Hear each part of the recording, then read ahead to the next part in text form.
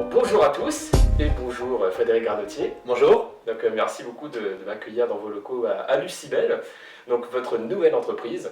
Et en fait, vous êtes un serial entrepreneur. Lucibel, ce n'est pas votre première entreprise, mais avant d'aller un petit peu plus en profondeur dans votre parcours d'entrepreneur, est-ce que vous pouvez nous rappeler un petit peu ce qu'est Lucibel et qu'est-ce que propose Lucibel? Alors Lucibel est une entreprise française innovante qui est le leader français de l'éclairage LED. Lucibel conçoit en France ses solutions d'éclairage LED. La LED, c'est cette petite puce électronique qui émet la lumière quand elle est traversée par un courant électrique, vous savez. Et le monde entier dans l'éclairage va basculer à la LED dans les prochains mois et dans les prochaines années. Et donc Lucibel conçoit en France ses solutions d'éclairage LED, les fabrique ou les fait fabriquer et les commercialise dans 35 pays. Et oui, et en fait, la particularité de ces ampoules-là, c'est qu'elles sont puissantes, mais très économes.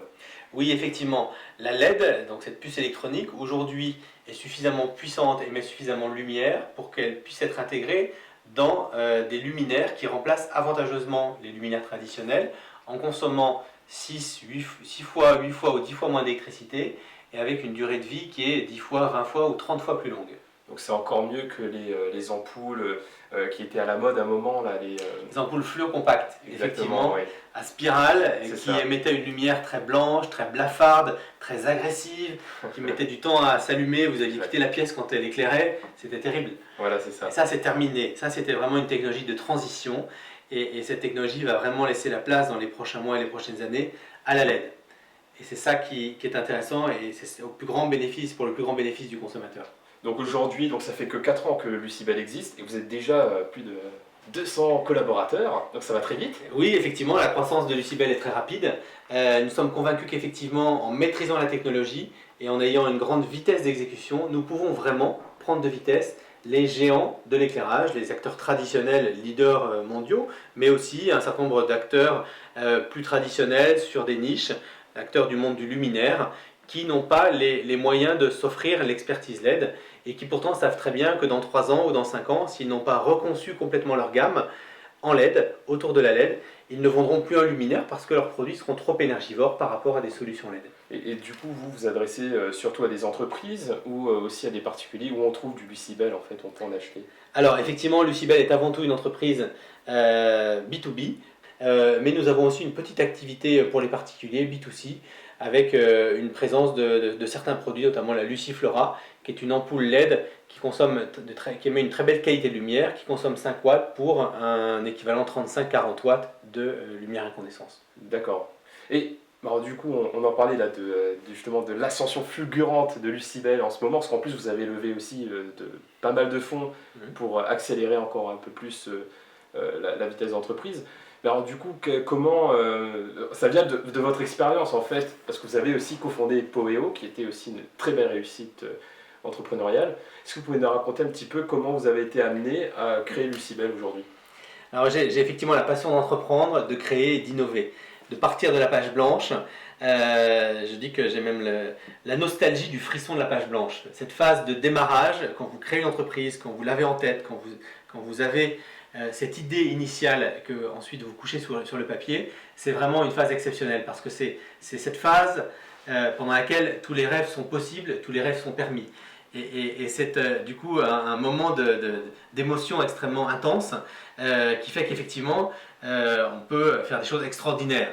Et donc effectivement j'ai cofondé Poweo en 2002, j'ai co-dirigé l'entreprise jusqu'en 2009 et Lucibel, l'idée de Lucibel est née chez Poweo en fait, puisque Poweo a commercialisé évidemment de l'électricité et du gaz, mais également construit des centrales électriques pour produire de l'électricité. Et Poweo a investi 600 millions d'euros dans des centrales électriques, et plus on investissait dans des capacités de production en électricité, plus je me disais que finalement, c'est pas comme ça qu'on résoudrait l'écart entre offre et demande d'électricité au niveau mondial, et que ça avait quand même beaucoup plus de sens de travailler sur l'efficacité énergétique, la réduction de la consommation des bâtiments existants. Et c'est comme ça que je me suis intéressé à l'éclairage, parce que j'ai compris qu'effectivement, l'éclairage était un levier très puissant, allait être un levier très puissant pour réduire fortement la consommation d'électricité grâce à l'émergence de cette nouvelle technologie, la LED, l'irruption de l'électronique dans l'éclairage avec les avantages dont on a parlé, une consommation d'électricité divisée par 6, par 8 ou par 10. Et c'est comme ça que je me suis dit que je souhaitais que ma nouvelle entreprise soit effectivement dans le monde de l'éclairage LED.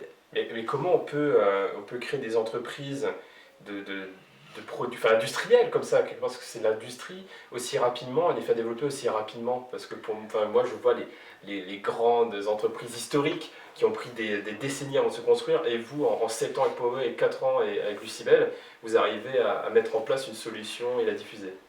Oui, il faut aller très vite. Quand on crée une entreprise, il faut être extrêmement innovant, extrêmement concentré, extrêmement efficace. Donc il faut évidemment aussi s'entourer des meilleurs, on ne peut rien faire tout seul, il faut avoir l'humilité de le reconnaître. Et donc avec Lucibel, je me suis très vite entouré de gens seniors, compétents, qui maîtrisaient vraiment la technologie LED, qui maîtrisaient vraiment l'industrie, pour qu'on puisse effectivement monter en puissance. Qui maîtrisaient évidemment fortement la vente aussi, puisque aujourd'hui on vend nos solutions d'éclairage dans 35 pays. Et donc c'est effectivement une belle réussite en moins de 4 ans. D'accord, donc bien s'entourer, mais également je pense qu'il faut avoir une puissance financière importante pour pouvoir investir dans les capacités de production ou travailler peut-être avec des partenaires. Comment vous vous êtes pris justement par Quand rapport vous à avez ça? un beau projet et une belle équipe, vous pouvez lever des capitaux. Je ne dis pas que c'est facile, c'est toujours compliqué de lever des capitaux, mais vraiment, il y a beaucoup d'argent sur le marché. Les investisseurs ont énormément d'argent à placer et en fait, on est là pour leur rendre service, pour leur offrir des beaux projets, pour leur apporter des beaux projets et les aider à investir intelligemment leur argent. Même avec la crise? Bien sûr, même avec la crise, évidemment. Ouais. Et effectivement, sur les 4 dernières années, Lucibel a levé près de 30 millions d'euros. Ouais. Et là, nous préparons notre introduction en bourse et j'espère que Lucibel sera cotée avant la fin du premier semestre. D'accord. Il y a toujours de l'argent pour financer les beaux projets et les belles équipes. D'accord, mais alors du coup, comment vous définirez un beau projet et une belle équipe? Parce que c'est vrai qu'on a peut-être nos critères personnels, mais d'un point de vue de l'investisseur justement, c'est quoi? Qu'est-ce qui va créer la confiance chez l'investisseur en lui disant, bah voilà, ça c'est vraiment une belle équipe et ça c'est un beau projet. L'équipe avant tout, c'est un mix, je dirais, d'entrepreneurship, de gens qui sont vraiment entrepreneurs dans l'âme et de gens qui sont extrêmement structurés et qui ont une expérience de grands groupes. Parce que c'est aussi très utile, même dans la phase de démarrage. Parce que quand on crée une entreprise et qu'on veut aller très vite, très loin, on a vraiment besoin de structurer très rapidement, d'avoir des fondations très solides avant de monter les étages. Et donc, je dirais que c'est la complémentarité de l'équipe qui prime avant tout.